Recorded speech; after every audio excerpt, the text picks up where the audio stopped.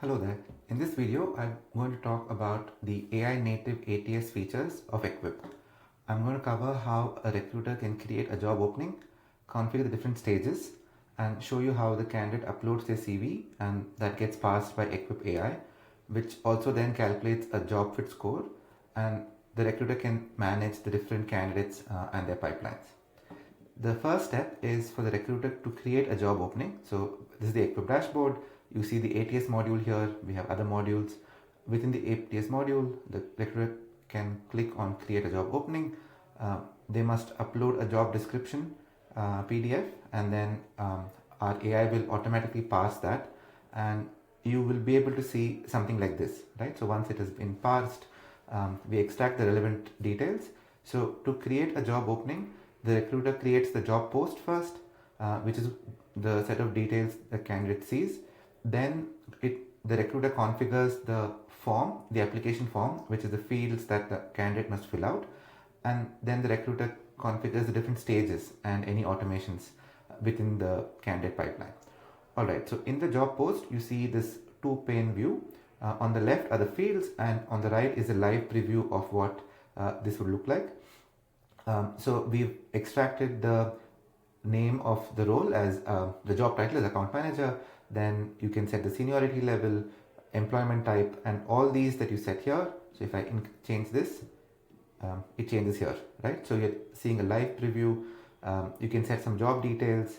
You can have a job summary. You can have all these different fields.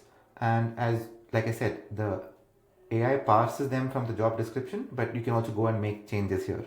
You can decide what skills the candidate needs, and if you click the star, it is a mandatory skill. And yeah, so you set all this up and you're able to see the preview, live preview of what the job post would look like. Okay, the next step is the application form. So these are all the fields that the candidate must fill out. By default, we always get the first name, last name, and email. Let's say you want the phone number, you can enable that. So if you remove this, the phone number is gone away. If you enable it, it's an optional field, and if you select the star, it makes it a mandatory field. And you can gather their professional information, so work experience and so on, any additional information you want. For example, if you want their GitHub or Dribble portfolio URLs, you can do that. Apart from these, you can have custom fields. So you can create a custom field, something like this, and you can choose the field type. It's a Boolean, it's a number, and so on.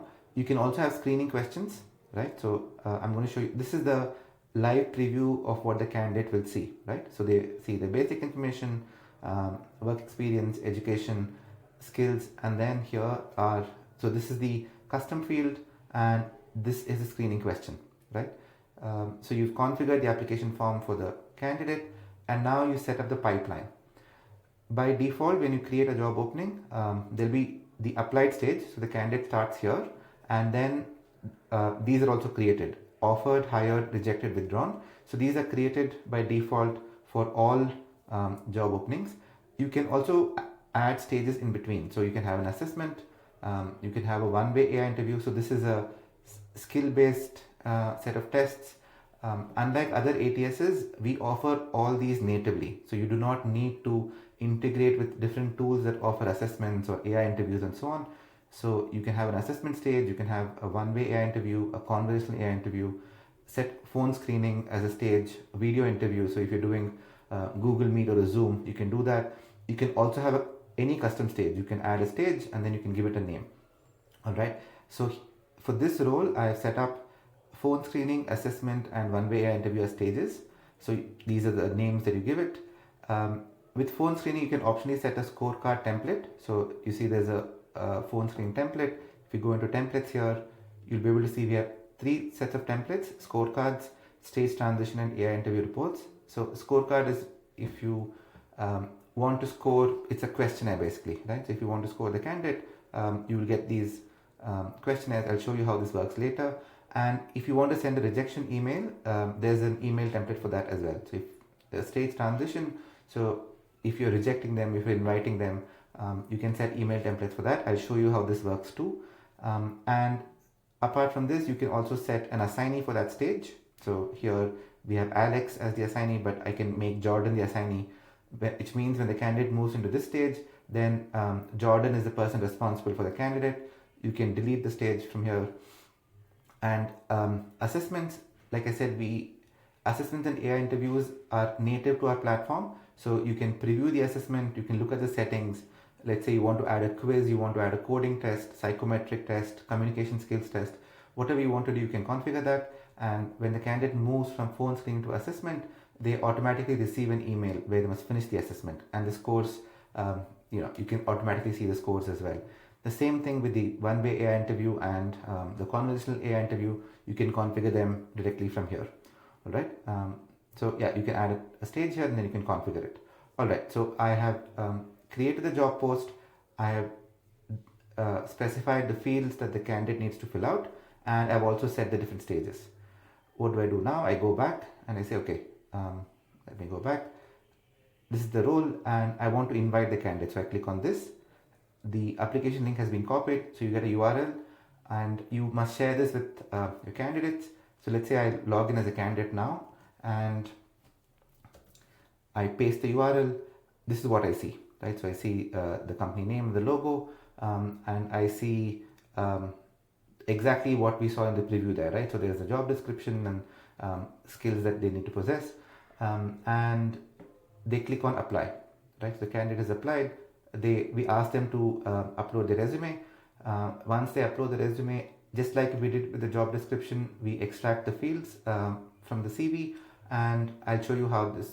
I'm going to skip this, but all this gets populated, right? So the name and all the other details, they get populated, and the candidate can then answer these questions. They can correct if something is wrong, they can correct that, and they click on submit application. So the candidate has now applied. Let's say we have lots of candidates, so we have 25 candidates who have applied. You want to look at all the CVs, you click into this. So this is the dashboard that shows all the job applications, right? Right at the top, you see job fit ranking. This is telling you when the candidate applies, we calculate something called the fit score, all right? And you can configure what is relevant to you. So if I click here, it shows that what is relevant to me are skills, industry, and experience. So once we get the details from the candidate CV, depending on what is important to you and the order of, so this is experience is most important to you, so it goes on top. When our AI decides to give a score to the candidate, it will prioritize experience over everything else, right? And then if you don't care about these, you can disable them. You can also add some additional criteria so that the AI can look at these fields as well.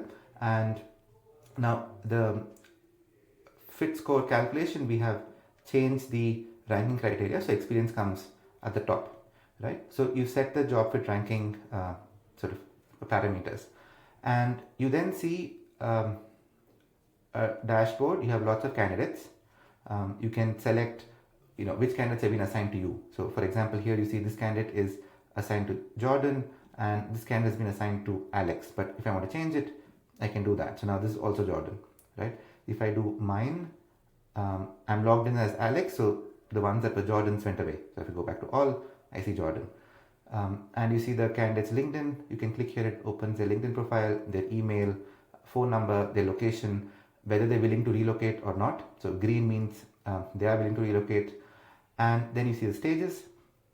You see a bunch of parameters here, right? So these are all the fields that we've extracted, and you can go and filter across. So if you want to say applied date, or if you want to look at candidate and say what is their minimum salary expectation. So each field that you see here, you can really filter against. You can sort by different things, you can filter by different things, and whatever is relevant to you, you can save that as a relevant set of fields. And for example, you don't want people who are not willing to relocate, right? You can just say willing to relocate is true, and then only those will show up. All right, so you have all the candidates here. If I click into any candidate's profile on the side pane, you're able to see the full details, right? So the name, LinkedIn, all these details. If you click here, you will see the resume as a PDF, the job fit score, an explanation for why the job fit score is so high, and then essentially the relevant fields from their CV, right? And also their answers to the custom fields and screening questions. If you go into candidate journey, you're able to see, I just did this, right? So I changed the stages. You're able to see that right from the time they applied all the way up to whatever just happened, right? So it's an audit log of all the candidate activity, whether initiated by the candidate or by the recruiting team, all right?